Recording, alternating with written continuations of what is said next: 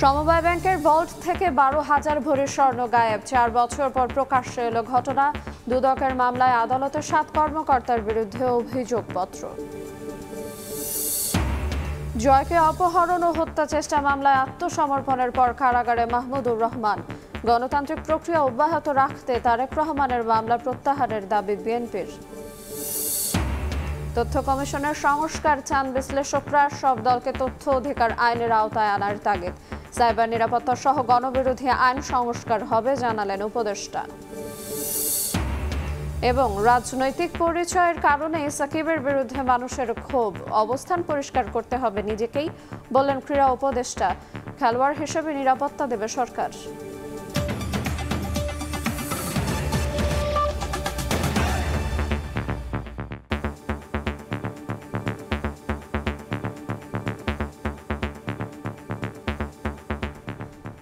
দেখছিলেন শিরোনাম, প্রবাসের সময় সঙ্গে আছে এরিন আয়াত।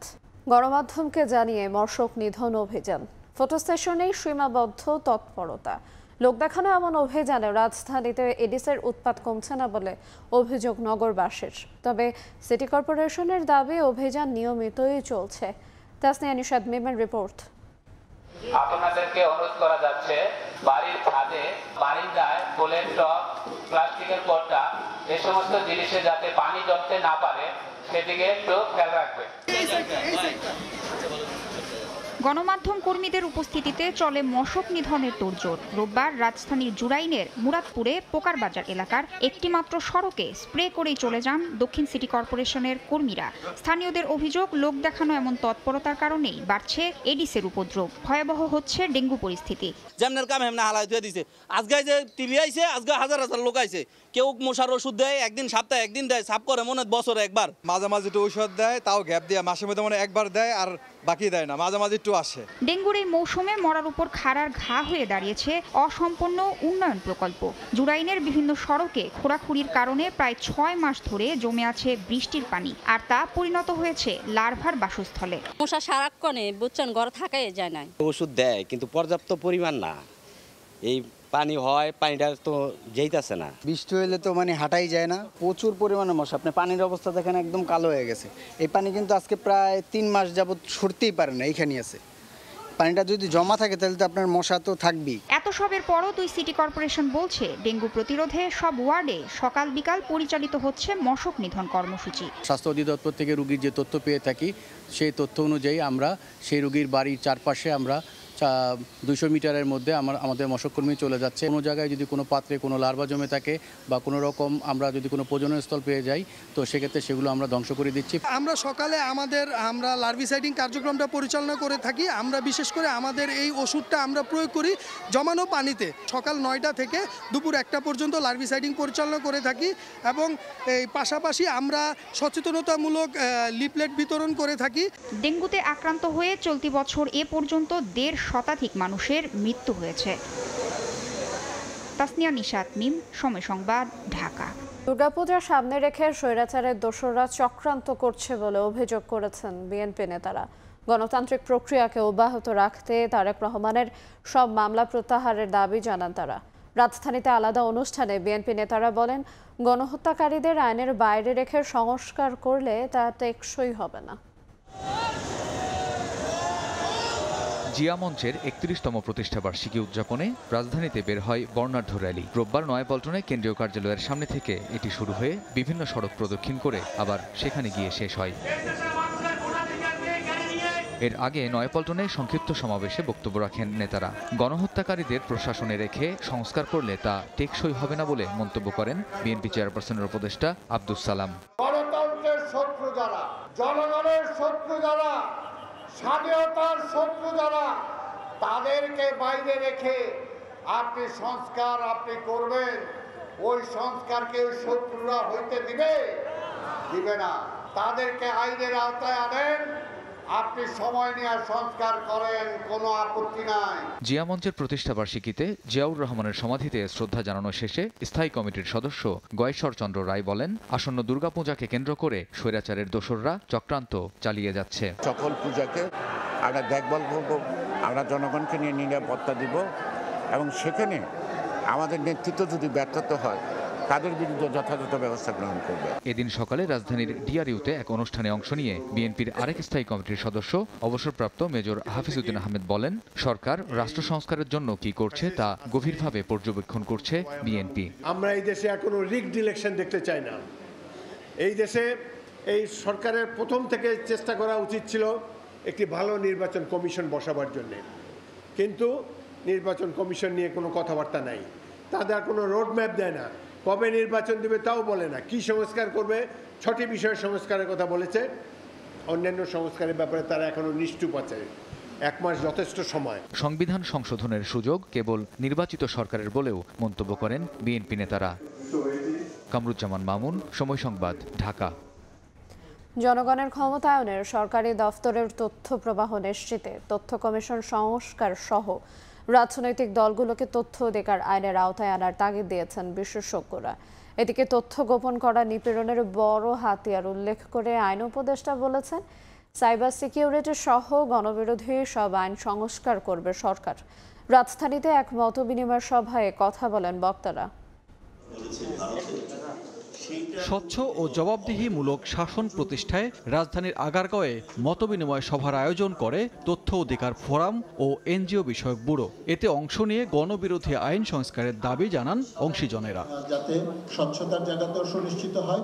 বক্তারা বলেন, 2009 সালে তথ্য অধিকার আইন হলেও তথ্য প্রকাশে 46% এনজিওর নিজস্ব ওয়েবসাইট নেই। অংশীজনদের মতামত নিয়ে তথ্য কমিশন সংস্কারের দাবি জানান তারা। বলেন, নাগরিকদের ক্ষমতায়িত করতে হলে সরকারি অফিসে তথ্য প্রবাহ নিশ্চিত করতে হবে। পাশাপাশি রাজনৈতিক দলগুলোকে তথ্য অধিকার আইনের আওতায় আনতে হবে। আমাদের পট পরিবর্তন হয়েছে, শুধুমাত্র কিছু মানুষের পরিবর্তন হয়েছে, প্রাতিষ্ঠানিক চর্চার পরিবর্তন হয়ে গেছে। এটা কিন্তু আমরা এখনো বলার মতো সাহস আমার অন্তত নাই। এক ধরনের কর্তৃত্ববাদের জঞ্জাল থেকে আরেক ধরনের কর্তৃত্ববাদের দিকে ধাবিত হচ্ছে কিনা সেটা নিয়ে কিন্তু আমার শঙ্কা আছে। স্বৈরাচারের ব্যাপারটা এখনো বিরাজ সর্বত্র হয়রানি এখনো অব্যাহত আছে। তো এর অবসান হওয়া দরকার। রাজনৈতিক দলগুলো তথ্য অধিকার ওই আইনের অধীনে আসা উচিত কিনা সেটা আমরা গভীরভাবে বিশ্লেষণ করা দরকার। আয়োজনে আইন উপদেষ্টা ডক্টর আসিফ নজরুল বলেন, নিপীড়নের বড় হাতিয়ার তথ্য গোপন করা। শাসন, আইন, বিচার বিভাগ ঠিক না করে কোনো আইনের প্রয়োগ সম্ভব নয়। বিগত সরকার আমলে তথ্য অধিকার আইন হয়েছে, আবার তথ্য অধিকার বিনাশ করার মতো অনেক আইন হয়েছে। অরাজকতার একটা জঘন্যতম উদাহরণে পরিণত হয়েছিল বাংলাদেশ। সাইবার সিকিউরিটি অ্যাক্টটা অনেকের জনপ্রিয় দাবি হচ্ছে এটাকে বাতিল করে দেওয়া। স্পিচ অফেন্স আমি বাদ দিব, কিন্তু কম্পিউটার অফেন্স, হ্যাকিং করা, ব্ল্যাকমেইল করার চেষ্টা করা, সেটাকে যদি আমি ক্রিমিনালাইজ করার থেকে বাতিল করি তাহলে দেশে অরাজকতা হয়ে যাবে। ফলে আমরা এই কিছু কিছু ক্ষেত্রে আইন সংশোধন করব। স্বচ্ছতা ও জবাবদিহিতা বাড়াতে তথ্যের অবাধ প্রবাহ নিশ্চিতের তাগিদ দেন আলোচকরা। তথ্য অধিকার ছাড়া সকল অধিকার মূল্যহীন। সানবীর রূপল, সময় সংবাদ, ঢাকা। রহস্য ধামাচাপা দিতে সাংবাদিক দম্পতি সাগর রুনি হত্যার তদন্তের দায়িত্ব দেয়া হয় র্যাবের হাতে, এমন অভিযোগ করেছেন মামলার বাদী রুনির ভাই নওশের রোমান। হত্যা রহস্য উদ্ঘাটনে আইনজীবীও নিয়োগ করেছেন তিনি। নতুন আইনজীবী শিশির মনির জানান, মামলার তদন্তভার পিবিআইকে দিতে আদালতে আবেদন করবেন তারা। সাংবাদিক দম্পতি সাগর সরোয়ার ও মেহেরুনি হত্যার পর কেটে গেছে 1 যুগেরও বেশি সময়, কিন্তু এই হত্যা রহস্যের কোনো কুলকিনারা করতে পারেনি কোনো সংস্থায়। পুলিশ, সিআইডির হাত ঘুরে মামলার তদন্তভার র্যাবের কাছে গেলেও নেই কোনো অগ্রগতি। 113 বার পিছিয়েছে তদন্ত প্রতিবেদন দাখিলের সময়। 5 আগস্ট রাজনৈতিক পট পরিবর্তনের পর আশার আলো দেখতে শুরু করেছেন মামলার বাদী রুনির ভাই নওশের রোমান। নিয়োগ দিয়েছেন আইনজীবীও। সুপ্রিম কোর্ট প্রাঙ্গণে সাংবাদিকদের রোমান জানান, হত্যাকাণ্ডের ঘটনা ধামাচাপা দিতেই র্যাবকে দেয়া হয়েছিল তদন্তভার। আগের যে সরকার যে সময় ঘটনাটা ঘটেছে এবং তারা যেভাবে মামলাটা ধামাচাপা দিয়েছে, ওই সরকার যেহেতু নেই, আমরা আসলে মনে করছি কিছু হতে পারে, বাট যতক্ষণ পর্যন্ত না হয় কিছু, তখন পর্যন্ত এটা না মানে আনন্দিত হওয়ার বা খুব বেশি আশা হওয়ার কিছু নেই। শুরুর দিকে কিন্তু ওরা কথা বলতো এবং তারপরে কিন্তু আপনাদের সাথেও কিন্তু কথা তদন্তকারী সংস্থা বলেনি, কারণ তারা এটা নিয়ে কোনো তদন্ত আসলে করেনি। এবং আমাদের কাছে মনে হয় যে তদন্তকারী সংস্থা র্যাবকে দেওয়া হয়েছিল মামলাটা, যেন এটা ধামাচাপা দেওয়ার যে প্রক্রিয়াটা, যেহেতু তাদের প্রতি আসলে মানুষ একটা ভীতি কাজ করে, এটা যেন সম্পন্ন হতে পারে এর জন্য। নতুন নিয়োগ পাওয়া আইনজীবী শিশির মনির জানান, আন্তরিকভাবে কাজ করলে এতদিনে বের হয়ে আসতো হত্যা রহস্য। তদন্তভার পিবিআইকে দিতে আদালতে আবেদন করা হবে বলেও জানান তিনি।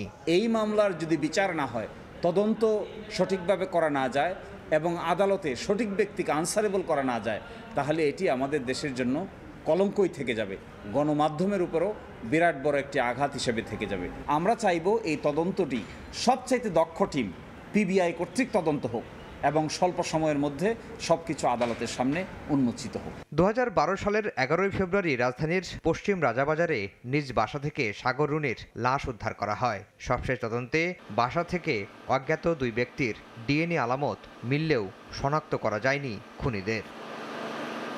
আফজার হোসেন, সময় সংবাদ, ঢাকা। এবার বাংলাদেশ সমবায় ব্যাংকের লকার থেকে 12,000 ভরি স্বর্ণ চুরি।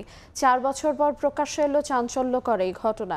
বিকেলে ব্যাংকের ভারপ্রাপ্ত মহাব্যবস্থাপক আহসানুল গনি বলেছেন, 2020 সালে গ্রাহকের স্বর্ণ বেনামে সরানো হয়। জড়িত 7 কর্মকর্তার বিরুদ্ধে আদালতে চার্জশিটও দিয়েছে দুদক। দেশের বিভিন্ন ব্যাংক ও আর্থিক খাতে একের পর এক বেরিয়ে আসছে অনিয়মের অভিযোগ। এবার বাংলাদেশ সমবায় ব্যাংকের লকার থেকে স্বর্ণ গায়েবের তথ্য প্রকাশ করলেন খোদ স্থানীয় সরকার পল্লী উন্নয়ন ও সমবায় উপদেষ্টা এএফ হাসান আরিফ। একটা ব্যাংক আছে, যদিও এটা ব্যাংক কোম্পানিজ অ্যাক্টের আওতাভুক্ত নয়, যেটাকে এক্সক্লুড করা হয়েছে, সমবায় ব্যাংক।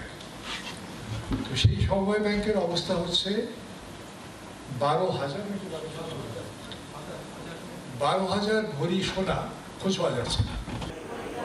1-2 ভরি নয়, রীতিমতো ব্যাংকটির লকার থেকে চুরি হয়েছে 12,000 ভরি স্বর্ণ। ঘটনা 4 বছর আগের হলেও রোববার বিকেলে এ তথ্য নিশ্চিত করেছেন ব্যাংক কর্তৃপক্ষ। ব্যাংকটির ভারপ্রাপ্ত ব্যবস্থাপনা পরিচালক আহসানুল গনি জানান, 2020 সালে নারায়ণগঞ্জ কোঅপারেটিভ ক্রেডিট লিমিটেডের 12 কোটি টাকা ঋণের বিপরীতে 10 কোটি টাকা সুদ জমে। এর সঙ্গে ব্যাংকে জামানত হিসেবে গ্রাহকের 12,000 ভরি স্বর্ণ জমা রাখে কোম্পানিটি। তবে কোম্পানি দেউলিয়া হলে কয়েকজন গ্রাহক আসলেও বাকিদের স্বর্ণ বেনামে ভুয়া কাগজে চুরি হয়ে যায় ব্যাংকের হেড অফিস মতিঝিল শাখা থেকে। ব্যাংকটির সহকারী মহাব্যবস্থাপক বলেন, অনেক গ্রাহকের সঙ্গে যোগাযোগ করেও সাড়া মেলেনি। কিছু স্বর্ণ এখানে আর নেয় নাই আর কি। 16 সাল থেকে আমরা সর্বশেষ 16 সালে বলছি এদেরকে এত তারিখের মধ্যে নেওয়ার জন্য, নইলে নিলাম করব। তো 16 সালের পরে আর নিলাম হয় নাই আর কি। তো এই স্বর্ণটাই। এই ঘটনায় সমবায় ব্যাংকের 7 কর্মকর্তাকে আসামি করে 2021 সালের ফেব্রুয়ারিতে মামলা করে দুদক। একই বছর অক্টোবরে চার্জশিট দেয়া এই মামলা এখনো চলমান। কারা যে নিচে এটা আমরাও ঠিক মতো জানি না, তবে ওই 7 জন কর্মকর্তা সেকশনে ছিল, তো ওনাদের স্বাক্ষর লাগতো, তো এই জন্য দুদক ওই 7 জনকে নামে চার্জশিট দিতে। 12,000 ভরি স্বর্ণ গায়েবের মতো ঘটনা 4 বছর পর সামনে আসা রীতিমতো বিস্ময়ের। সাইফুল ইসলাম, সময় সংবাদ, ঢাকা। এসালামের স্থাবর অস্থাবর সম্পত্তির তালিকা চেয়েছেন হাইকোর্ট। আইন মন্ত্রণালয় ও আইজিআরকে এই তালিকা দাখিল করতে বলা হয়েছে। একই সঙ্গে এসালাম গ্রুপ ব্যাংক থেকে নেওয়া ঋণ ও পাচার করা অর্থের পরিমাণ এবং কী পদক্ষেপ নেওয়া হয়েছে তা জানতে চেয়ে রুল জারি করা হয়েছে। এক রিট আবেদনের প্রেক্ষিতে বিচারপতি কামরুল ইসলাম মোল্লা ও বিচারপতি কাজী জিনাত হক এই আদেশ দেন। শুনানিতে আদালত বলেন, বিষয়টি খুব স্পর্শকাতর, তাই তারা ধীরে এগোতে চান। যে টাকাটা নিয়ে যাওয়া হয়েছে বাংলাদেশ থেকে ফরেন কান্ট্রিজে, এটা রিপেট্রিয়েশন করার যে ইনিশিয়েটিভ কতটুকু নেওয়া হয়েছে এবং total loan and credit facilities availed by Esalom Group, its shareholder directors and their family members, কত টাকা এ পর্যন্ত এবং টোটাল আউটস্ট্যান্ডিং ব্যালেন্স এটা চাওয়া হয়েছে, এবং যে টাকাটা পাচার হয়েছে সেই টাকাটা ফেরত নেওয়ার জন্য, রিপ্যাট্রিয়েট করার জন্য কি ইনিশিয়েটিভ নেওয়া হয়েছে so far by Bangladesh Bank and BFI. সূচনা ফাউন্ডেশনে অনিয়মের অভিযোগে সাবেক প্রধানমন্ত্রী শেখ হাসিনা, মেয়ে সাইমা ওয়াজেদ পুতুল সহ 5 জনের দুর্নীতির অনুসন্ধান চেয়ে দুদকে আবেদন করেছেন এক আইনজীবী। এছাড়া সাবেক অর্থ উপদেষ্টা মশিউর রহমান, সাবেক অর্থমন্ত্রী আহম মোস্তফা কামাল, এনবিআরের সাবেক চেয়ারম্যান আবু হেনা মোহাম্মদ রহমাতুল মুমিনের দুর্নীতির তদন্ত চাওয়া হয়েছে। গরিব দুঃখী যেখানে এতিমখানা, মাদ্রাসা, স্কুল অনেকের এফডিআর আছে, সেই এফডিআর সকলেই বাংলাদেশে যে আয়টা হয় সুদ, এফডিআরের যে সুদটা হয় সেই সুদটার যে আয়টা হয় সেই আয় থেকে বাংলাদেশ সরকার 10% আয়কর পায়। সেই 10% আয়করও এখানে তার ক্ষেত্রে মওকুফ করাইছে। জ্ঞাত আয় বহির্ভূত সম্পদ যদি আসে সেই জ্ঞাত আয় বহির্ভূত সম্পদ তদন্ত করে রাষ্ট্রের অনুকূলে বাজেয়াপ্ত করার জন্য আবেদন করেছি। দেশবিরোধী সব চক্রান্তের বিরুদ্ধে জাতীয় ঐক্য গড়ে তোলার আহ্বান জানিয়েছেন জামায়াতের কেন্দ্রীয় সেক্রেটারি জেনারেল মিয়া গোলাম পরওয়ার। রবিবার বিকেলে রাজধানীর শনির আখড়ায় ছাত্র আন্দোলনের শহীদ পরিবারের সঙ্গে মতবিনিময় ও আর্থিক সহায়তা প্রদান অনুষ্ঠানে এই আহ্বান জানান তিনি। যৌক্তিক সময় রাষ্ট্র সংস্কার করে নির্বাচনের রোড ম্যাপ দেওয়ার আহ্বান জানিয়েছেন তিনি। জুলাই অভ্যুত্থানের শহীদদের স্মৃতি স্মরণ রেখে আগামীর বাংলাদেশ গড়ার আহ্বানও জানান তিনি। পরে শহীদ পরিবারের মাঝে নগদ টাকা বিতরণ করেন জামায়াত নেতারা। গ্রহণযোগ্য, অংশগ্রহণমূলক, অবাধ নিরপেক্ষ নির্বাচনের জন্য অপেক্ষা করছি। জনগণের নির্বাচিত প্রতিনিধিদের হাতে ক্ষমতা হস্তান্তর হবে। একটা যৌক্তিক সময়ের মধ্যে সংস্কার কাজ সম্পন্ন করে নির্বাচনের রোড ম্যাপ ঘোষণা করে এই শহীদদের রক্তের ঋণ শোধ করতে হবে। যাদের আত্মত্যাগের উপরে দাঁড়িয়ে আপনারা ক্ষমতায় আসীন হয়েছেন, সেই পরিবারের পাশে আপনার প্রথম দাঁড়ানো উচিত। প্রত্যেকের জন্য মাসিক ভাতা নির্ধারণ করুন, আহতদের সুচিকিৎসার জন্য দেশের টাকা দিন, প্রয়োজনে বিদেশে প্রেরণ করুন। আপনারা বলেছেন, কিন্তু সেটা কার্যকরী হতে আমরা তেমন দেখছি না। এটাকে ত্বরান্বিত করা প্রয়োজন। জুলাই বিপ্লবে ঢাকা বিশ্ববিদ্যালয়ে নারী শিক্ষার্থীদের ওপর হামলাকারীদের চিহ্নিত করতে না পারায় প্রশাসনকে ব্যর্থ আখ্যা দিয়েছেন ছাত্র আন্দোলনের সমন্বয়ক আব্দুল হান্নান মাসুদ। রবিবার বিকেলে ঢাকা বিশ্ববিদ্যালয়ের রাজু ভাস্কর্যে ছাত্রীদের উপর হামলায় জড়িতদের বিচার দাবিতে সমাবেশে যোগ দিয়ে কথা বলেন তিনি। এ সময় নারী শিক্ষার্থীদের দাবির সঙ্গে সংহতি জানিয়ে আলাদা কমিশন গঠনের দাবি জানানো হয়। হামলাকারীদের শাস্তি দিতে অন্তর্বর্তী সরকারের প্রতি আহ্বান জানান শিক্ষার্থীরা।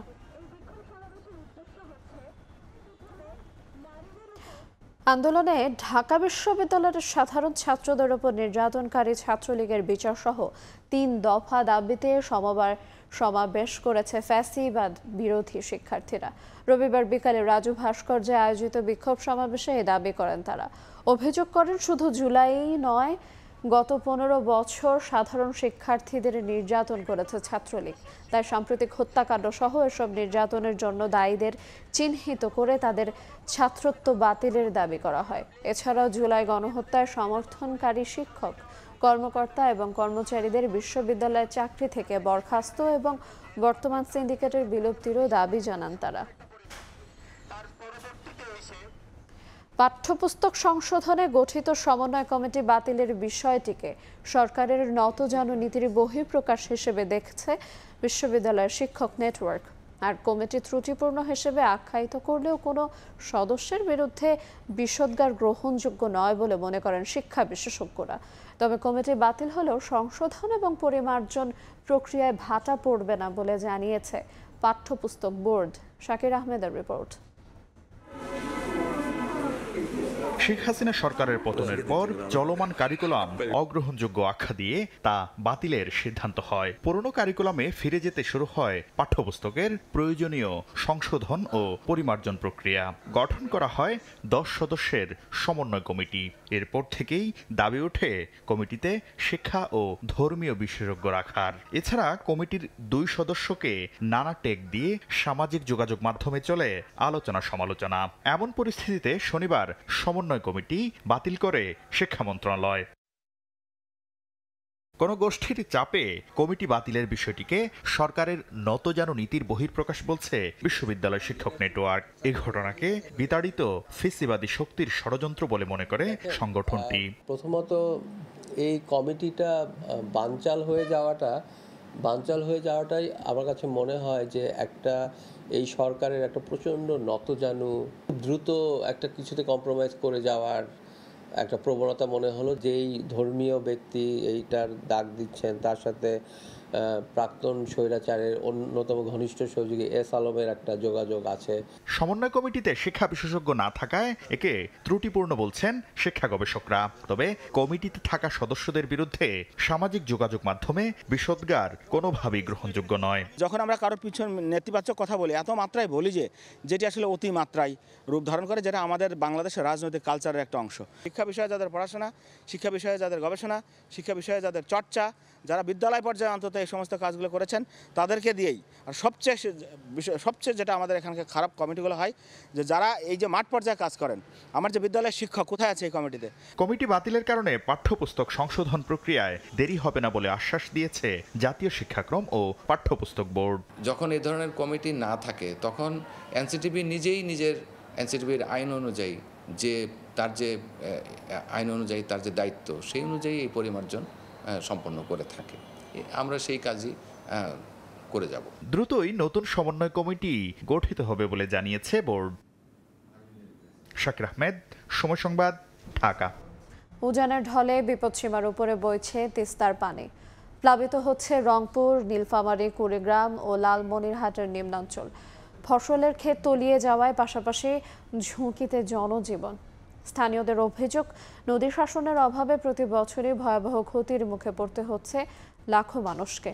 অধিকার কর্মীদের মতে বিগত সরকারের কূটনৈতিক ব্যর্থতার কারণেই তিস্তা উত্তরের মানুষের অভিশাপে পরিণত হয়েছে। শাকিল মাহমুদের ক্যামেরায় নাজমুল ইসলাম নিশাদের রিপোর্ট। উজানের ঢল আর টানা বর্ষণে ভয়ঙ্কর রূপ উত্তরের তিস্তার। শনিবার মধ্যরাত থেকে বিপদসীমার উপর দিয়ে বইছে পানি। চাপ সামাল দিতে খুলে দেওয়া হয়েছে ডালিয়া ব্যারেজের 44টি জলকপাট। পানির ঢলে তলিয়ে গেছে রংপুরের 4 জেলা, নীলফামারী, রংপুর, কুড়িগ্রাম ও লালমনিরহাটের চর ও নিম্নাঞ্চল। হাজারেরও বেশি ঘরবাড়িতে এখন হাঁটু থেকে কোমর পানি। শুধু রান্নার কষ্টই বাড়েনি, বিপাকে পড়তে হয়েছে গবাদি পশু ও ফসলি জমি নিয়েও। অনেকে উঁচু স্থানে আশ্রয় নিয়ে রান্না করছেন যৌথভাবে। 4 জেলার কয়েকশো কিলোমিটার এলাকা এখন পানিতে ভাসছে। তলিয়ে গেছে শত শত হেক্টর জমির আমন, বাদাম সহ বিভিন্ন ফসল। পানির মধ্যে থেকে আমরা এখন যে এইখানি বেলা হয়েছে, আমরা অনাদারি আছি। দিঘির পারে কোনো আন্না মানা করে খাইছেন, আমরা কোনো পাইছি না। আমার কোন ফ্যামিলি মেম্বারে একটাও করে না, ওরা মারিং করে খাইতেই থাকে। কৃষিকাজ তারা ঠিক মতন আবাসবাদ করতে পারতেছে না পানির জন্য। এদিকে বন্যা কবলিত এলাকার বাসিন্দাদের সহায়তায় সব ধরনের উদ্যোগ নেওয়া হয়েছে বলে জানান জেলা প্রশাসক। বাংলাদেশ অংশে তিস্তার 115 কিলোমিটারের মধ্যে 100 কিলোমিটারই চরম ঝুঁকিপূর্ণ। ফলে দীর্ঘ সময় টেকসই সমাধান না নেয় প্রতি বছর উত্তরের 5 জেলায় ক্ষতির পরিমাণ অন্তত 1 লাখ কোটি টাকারও বেশি। অধিকার কর্মীরা বলছেন, চীন ভারতের দ্বৈরথে আটকে যাওয়া তিস্তা মহাপরিকল্পনা বাস্তবায়নের উদ্যোগ নিতে হবে এখনই, সেটিও নিজস্ব ব্যবস্থাপনায়। তত্ত্বাবধায়ক সরকারের যে প্রধান উপদেষ্টা বলতেছেন সামাজিক বিনিয়োগের কথা, এখানে তিস্তা পরে 2 কোটি মানুষ ছিল। যদি বন ছাড়া হয়, যদি অর্থ চাওয়া হয়, 2 কোটি মানুষই কিন্তু এই অর্থ যোগান দিতে প্রস্তুত। তা আমাদের নিজস্ব ব্যবস্থাপনা, এই ব্যবস্থাপনা কিন্তু ভারতের অপেক্ষায় ঝুলিয়ে রাখা যাবে না। তবে পানি উন্নয়ন বোর্ড বলছে পানি বৃদ্ধির হার দ্রুতই কমে আসবে। নাজমুল ইসলাম নিশাদ, সময় সংবাদ, রংপুর। উদ্দেশ্য প্রণোদিতভাবে গজলডোবা বাঁধ খুলে রংপুরে আকস্মিক বন্যা সৃষ্টির প্রতিবাদে সমাবেশ করেছে তিস্তাপাড়ের শিক্ষার্থীরা। বিকেলে রাজু ভাস্কর্যে বিক্ষোভ সমাবেশ অনুষ্ঠিত হয়। এতে অংশ নিয়ে শিক্ষার্থীরা দ্রুত তিস্তা সহ অভিন্ন নদীর পানি বন্টন চুক্তি বাস্তবায়নের জন্য অন্তর্বর্তী সরকারের প্রতি আহ্বান জানান। বলেন, নতজন পররাষ্ট্রনীতির কারণেই এতদিন তিস্তা মহাপরিকল্পনা বাস্তবায়ন হয়নি। কেউ যদি দিল্লির সঙ্গে আপোষ করে ক্ষমতায় আসতে চায়, তাদের রুখে দেয়া হবে বলেও হুঁশিয়ারি দেন শিক্ষার্থীরা।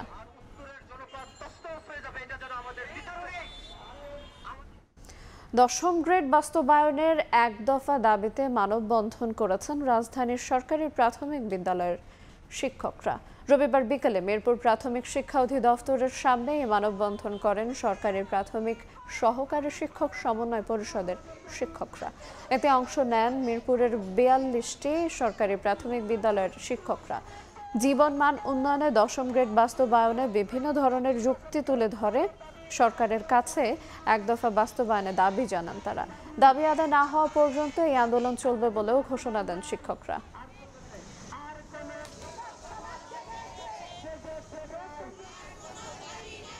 5 দফা দাবিতে অবস্থান কর্মসূচি পালন করেছেন বেসরকারি শিক্ষক নিবন্ধন ও প্রত্যয়ন কর্তৃপক্ষের নিয়োগ বঞ্চিত শিক্ষক ফোরামের সদস্যরা। দাবির মধ্যে আছে সরাসরি নিয়োগ কার্যকর করা। রবিবার রাজধানীর শাহবাগে জাতীয় জাদুঘরের সামনে অবস্থান কর্মসূচি পালন করেন 60 থেকে 70 জনের মতো নিয়োগ প্রত্যাশী। পরে দুপুরে সচিবালয়ের শিক্ষা উপদেষ্টার কার্যালয় অভিমুখে পদযাত্রা শুরু করেন তারা। এ সময় শাহবাগ মোড়েই পুলিশি বাধার মুখে পড়েন। দাবির ব্যাপারে লিখিত আশ্বাস না পাওয়া পর্যন্ত কর্মসূচি চালিয়ে যাওয়ার ঘোষণা তাদের।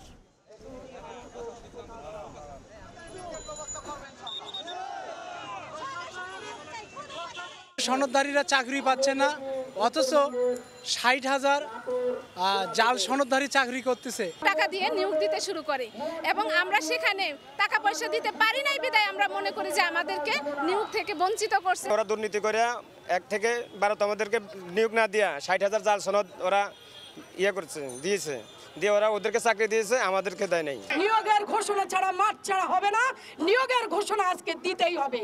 আলোচনার কোনো জায়গা নাই, আলোচনা অনেক হয়েছে।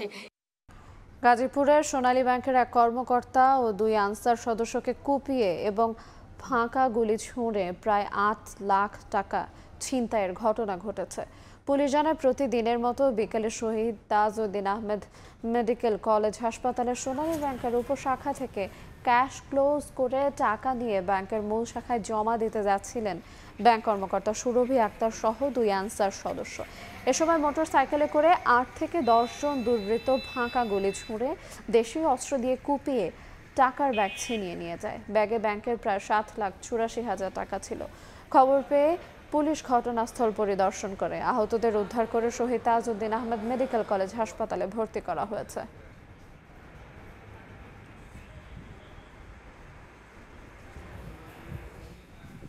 আমাদের ঘুমটা ঘুরতেছে, ওর হাতের মধ্যে পিস্তল আছে, পিস্তল এভাবে ধরিয়ে মানে ফাঁকা গুলিও করতেছে, মানে কেউ সামনের দিকে আসবেই না, এই কথা কইতাছে। পরে যায় যে শুনি হাতের মধ্যে গুলি করছে, চাকু দিয়ে পুষ মারছে, এটা পরে যায় শুনলাম আর পরে জায়গা পরে ব্যাগ নিয়ে গেছে, খালি ব্যাগ নিয়ে গেল গো, ব্যাগ নিয়ে গেল, কি নিছে তা তো কইতাছে না।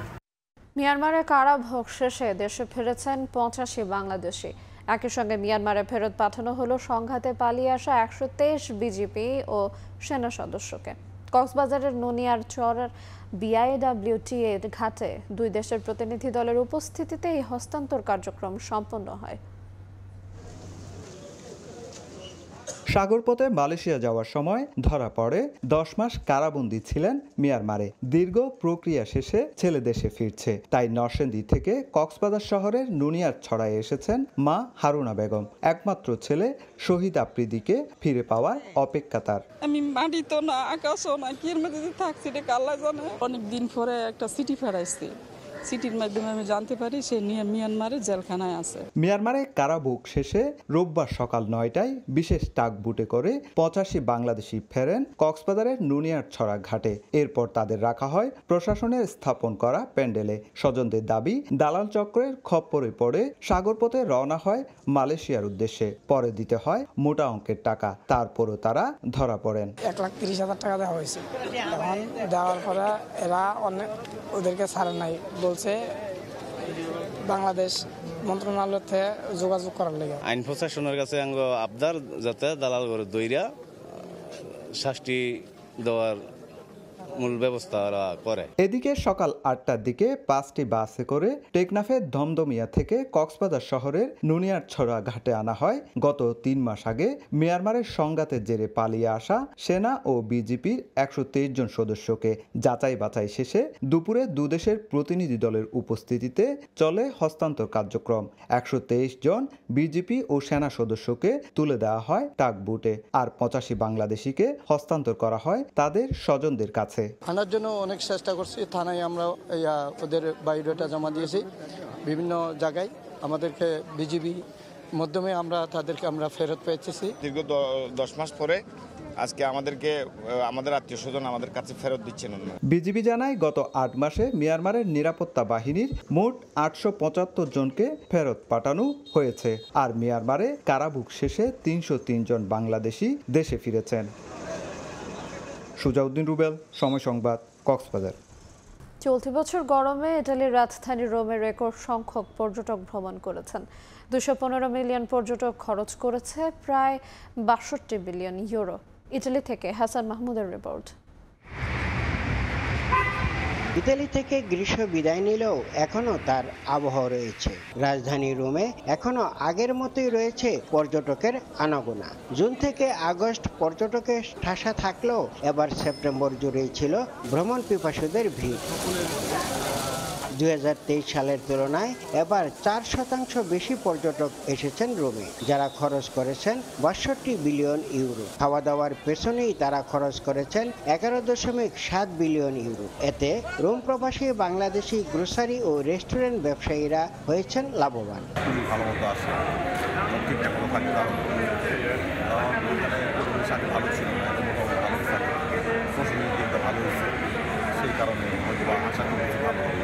এবছরে ইতালিতে অনেক বিপুল সংখ্যক পর্যটক আসার কারণে আমরা যারা বাঙালিরা আছি, প্রবাসীরা যারা বিজনেসের সাথে রিলেটেড আছে, তাদের অনেক বেনিফিট হচ্ছে আর ইতিবাচক প্রভাব পড়ছে। পরিষেবার গুণমান আর ঐতিহ্যের কারণে ঘোরার জন্য রোম শহরটিকে বেছে নেন পর্যটকরা। ভ্যাটিকান সিটির জুবিলি উপলক্ষে 2025 সালে যে 3,20,00,000 তীর্থযাত্রী ও পর্যটক আসার ধারণা করা হচ্ছে, তার চেয়েও আরও অনেক বেশি আসার সম্ভাবনা রয়েছে বলে মনে করেন বিশেষজ্ঞরা। ইতালির রোম থেকে হাসান মাহমুদ, সময় সংবাদ। বাংলাদেশে পর্তুগালের কনসুলার পোস্ট স্থাপন ও পর্তুগাল প্রবাসীদের নানা সমস্যার সমাধান সহ দুই দেশের সম্পর্ক উন্নয়নের লক্ষ্যে অন্তর্বর্তীকালীন সরকারের প্রধান উপদেষ্টা ডক্টর মোহাম্মদ ইউনূসের প্রতি খোলা চিঠি দিয়েছে বাংলাদেশি পর্তুগিজরা। রবিবার লিসবনের একটি রেস্টুরেন্টে এই সংক্রান্ত একটি মতবিনিময় সভার আয়োজন করা হয়। আব্দুল হাকিম মিনহাজের সঞ্চালনায় সভায় উপস্থিত ছিলেন পর্তুগিজ বাংলাদেশি ব্যবসায়ী, সমাজকর্মী সহ বিভিন্ন পেশাজীবীরা। 50,000 পর্তুগাল প্রবাসীর কথা ভেবে ডক্টর মোহাম্মদ ইউনূসের বৈশ্বিক গ্রহণযোগ্যতাকে কাজে লাগিয়ে দুই দেশের সম্পর্ক উন্নয়নে বর্তমান সরকার দ্রুত পদক্ষেপ নেবে বলে আশা প্রকাশ করেন বক্তারা। ভারতের বিপক্ষে 3 ম্যাচ টি20 সিরিজের জন্য 15 সদস্যের দল ঘোষণা করেছে বিসিবি। সাকিবের ঘাটতি পূরণে 14 মাস পর দলে ফেরানো হয়েছে মেহেদী হাসান মিরাজকে। প্রথমবার ডাক পেয়েছেন অফ স্পিনার রাকিবুল হাসান, ফিরেছেন ওপেনার পারভেজ হোসেন ইমন। এইচপি দলের হয়ে অস্ট্রেলিয়া সফরের ভালো করার পুরস্কার পেয়েছেন রাকিবুল হাসান। ওপেনিংয়ে লিটন দাসের সঙ্গী হিসেবে ফেরানো হয়েছে পারভেজ ইমনকে। বাংলাদেশের 15 সদস্যের দলে বাকি মুখগুলো নিয়মিত। ব্যাটিংয়ে অধিনায়ক নাজমুল শান্তর সঙ্গে আছেন তৌহিদ হৃদয়। অভিজ্ঞ মাহমুদুল্লাহ রিয়াদও এখনও আস্থা আছে নির্বাচকদের। লোয়ার মিডল অর্ডারে জাকের আলী অনেকের সঙ্গে আছেন শেখ মেহেদী। পেস ইউনিটে মোস্তাফিজ, তাসকিন, শরীফুলের সঙ্গে রাখা হয়েছে তানজিম সাকিবকে। দুইজন অফ স্পিনার থাকার পরও স্কোয়াডে আছেন রিশাদ হোসেন।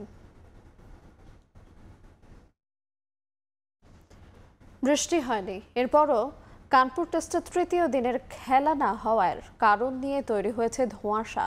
আলোক স্বল্পতা নাকি ভেজে আউটফিল্ড। অফিসিয়ালদের পক্ষ থেকে পাওয়া গেছে 2 রকমের মন্তব্য। তবে তৃতীয় দিনে মাঠ শুকানোর কোনো চেষ্টাই করেনি গ্রাউন্ডসম্যানরা। জানিয়ে স্পষ্ট ক্ষোভ ছিল খেলা কভার করতে আসা গণমাধ্যম কর্মীদের, ক্ষোভ ছিল দর্শকদের মাঝেও। কানপুর থেকে আরও জানাচ্ছেন মাহবুব রিমন। কানপুরে দুপুর 2টা নাগাদ শেষবারের মতো মাঠ পরিদর্শন করে ফিল্ড আম্পায়ার ও ম্যাচ রেফারি যখন তৃতীয় দিনের খেলা পরিত্যক্ত ঘোষণা করলেন, তখনও মাথার ওপর মধ্য দুপুরের তপ্ত রোদ। ঠায় দাঁড়িয়ে স্টেডিয়ামে আসা দর্শকরা দীর্ঘ সময় অপেক্ষার পর তারা গ্যালারি ছাড়েন হতাশায়। রোববার সকাল থেকে বৃষ্টি হয়নি একবারও। মাঝে রোদ মেঘের লুকোচুরি থাকলেও সূর্যের দাপট ছিল বেশিরভাগ সময়। তারপরেও মাঠে গড়ায়নি একটাও বল। কিন্তু কেন? এ নিয়ে কিছুটা দ্বিধায় সিরিজ কভার করতে আসা গণমাধ্যম কর্মীরা। অফিসিয়ালদের পক্ষ থেকেও মিলেছে 2 রকম বক্তব্য। কেউ বলছেন আলোক স্বল্পতা, কেউ বা ভেজা আউটফিল্ড। গ্রিন পার্ক স্টেডিয়াম নিয়ে বিস্তর অভিযোগ স্থানীয় গণমাধ্যম কর্মীদের। এদিনও শোনা গেল সেই ফিসফাস। প্রেস বক্স, গ্যালারি কোনো কিছুই নেই ঠিকঠাক। তার উপর যোগ হলো বিভ্রান্তমূলক তথ্য। যদি ভেজা আউটফিল্ড হয় তবে প্রশ্ন, সারাদিন মাঠ শুকানোর কোনো চেষ্টা কেন দেখা যায়নি মাঠ কর্মীদের মধ্যে? ম্যাচের প্রথম দিন যে ৩৫ ওভার খেলা হয়েছে তার পুরোটাই ছিল ফ্লাড লাইটের আলোতে। আলোক স্বল্পতার সমাধান তো হাতের কাছেই ছিল। যে এরকম বলা হয়েছিল সুপার সপার আছে, ড্রেনেজ সিস্টেম খুব ভালো, কিন্তু বাস্তবতা দেখা গেল যে পরিমাণে বৃষ্টি হয়েছে সেই পরিমাণে ড্রেনেজ যা রয়েছে তাতে কাভার করে না। ফলে আউটফিল্ডে ওখানে ক্যামেরায় কিন্তু ধরেছিল, আপনারা দেখে থাকবেন যে ব্রডকাস্ট ক্যামেরায়, সেখানে একদম সব পানি জমে আছে। এরকম ক্ষেত্রে প্লেয়াররা নামলে খেলতে গেলে আপনার ইনজুর হওয়ার চান্স অনেক বেশি থাকবে। টেস্টের দ্বিতীয় দিন দেখা গেছে বালু ভর্তি বস্তা এনে মাঠ শুকানোর চেষ্টা করা হয়েছে, বাজে আউটফিল্ড, স্থানে স্থানে গর্ত। প্রশ্ন তবে, যে মাঠে 2021 সালের পর আর গড়ায়নি কোনো টেস্ট, সেখানে কেন এমন আয়োজন? প্রতিপক্ষ তবে কি বাংলাদেশ বলেই? অথচ ম্যাচ শুরুর আগে এই মাঠ আউটফিল্ড নিয়ে কর্তৃপক্ষ শুনিয়েছিল কতই না বড় কথা। এ নিয়ে সরব স্থানীয় দর্শকরাও। তারা বলছেন অর্থের দিক থেকে ধনী হলেও সুযোগ সুবিধার দিক থেকে নিতান্তই নিঃস্ব বিসিসিআই। নইলে গ্রিন পার্কের প্রতি কেন এমন বিমাতা সুলভ আচরণ? মাহবুব রিমন, সময় সংবাদ, কানপুর, ভারত। জার্মানির বার্লিনে অনুষ্ঠিত হয়েছে 50তম বার্লিন আন্তর্জাতিক ম্যারাথন। বিশ্বের হাজার হাজার ক্রীড়াবিদের সঙ্গে এই ম্যারাথনে অংশ নেন বাংলাদেশের 4 দৌড়বিদ। সফলতার সঙ্গেই দৌড় শেষ করেন সবাই। এখন আয়োজনে অংশ নিতে পেরে উচ্ছ্বসিত দৌড়বিদরা। জার্মানির বার্লিন থেকে ম্যারাথনের বিস্তারিত জানাচ্ছেন বিটু বড়ুয়া। বিশ্বের 161টি দেশের 58,000 ক্রীড়াবিদদের অংশগ্রহণে জার্মানির বার্লিনে অনুষ্ঠিত হয়ে গেল ঐতিহ্যবাহী 50তম বার্লিন BMW আন্তর্জাতিক ম্যারাথন। রেকর্ড সংখ্যক অ্যাথলেটদের সঙ্গে বাংলাদেশের পতাকা হাতে দূরপাল্লার ম্যারাথনে অংশ নেন বাংলাদেশের কমপক্ষে 4 জন দৌড়বিদ। এদের মধ্যে ব্যক্তিগত 131টি আন্তর্জাতিক ম্যারাথনে অংশ নেয়া দৌড়বিদ শিবশঙ্কর পাল এবং নিজের ব্যক্তিগত 15 আন্তর্জাতিক ম্যারাথনে অংশ নেয়া সুমিত পাল সহ দেশের আরও 2 অ্যাথলেট। 42.195 কিলোমিটার দৌড় শেষ করতে সুমিত পাল সময় নেন 3 ঘন্টা 15 মিনিট আর শিবশঙ্কর সময় নেন 3 ঘন্টা 30 মিনিট। এর আগে সকালে শহরের ঐতিহ্যবাহী উন্টারডেন লিন্ডেন থেকে শুরু করে মিটে, নয়কোলন, ক্রেউজবার্গ, শোয়েনবের্গ, বিলমাসডর্ফ, টিয়ারগার্টেন হয়ে ব্রান্ডেনবুর্গার গেটে এসে শেষ হয়। ম্যারাথনে সবচেয়ে ভালো টাইমিং করে প্রথম হন ইথিওপিয়ার মিলকেশা মেঙ্গেশা। 42.195 কিলোমিটার ট্র্যাক শেষ করতে তিনি সময় নেন মাত্র 2 ঘন্টা 3 মিনিট 17 সেকেন্ডস। আর নারীদের মধ্যে বিজয়ী হন একই দেশের টিগিস্ট খেটেমা। তিনি টাইমিং করেন 2 ঘন্টা 16 মিনিট 42 সেকেন্ডস। বিশ্বখ্যাত এই ম্যারাথন দেখতে ও অ্যাথলেটদের অনুপ্রেরণা যোগাতে বার্লিনের রাস্তাগুলোতে ছিল লাখো পর্যটকদের ভিড়। চলতি বছর বার্লিনের এই আন্তর্জাতিক ম্যারাথন 50তম বছর পালন করতে যাচ্ছে। চমৎকার এই ইভেন্টে বাংলাদেশের কমপক্ষে 4 জন অ্যাথলেট অর্থাৎ দৌড়বিদ অংশ নিচ্ছে। আর বৈশ্বিক এমন ইভেন্টে বাংলাদেশের পতাকা দেখতে পাওয়াটা সবসময়ের মতো অহংকারের। জার্মানির বার্লিন থেকে বিটু বড়ুয়া, সময় সংবাদ। এই পর্যায়ে শীর্ষ সংবাদগুলো জানিয়ে দেব আরেকবার। সমবায় ব্যাংকের ভল্ট থেকে 12,000 ভরি স্বর্ণ গায়েব। 4 বছর পর প্রকাশ্যে এলো ঘটনা। দুদকের মামলায় আদালতের 7 কর্মকর্তার বিরুদ্ধে অভিযোগপত্র। এবং জয়কে অপহরণ ও হত্যা চেষ্টা মামলায় আত্মসমর্পণের পর কারাগারে মাহমুদুর রহমান। গণতান্ত্রিক প্রক্রিয়া অব্যাহত রাখতে তারেক রহমানের মামলা প্রত্যাহারের দাবি বিএনপির।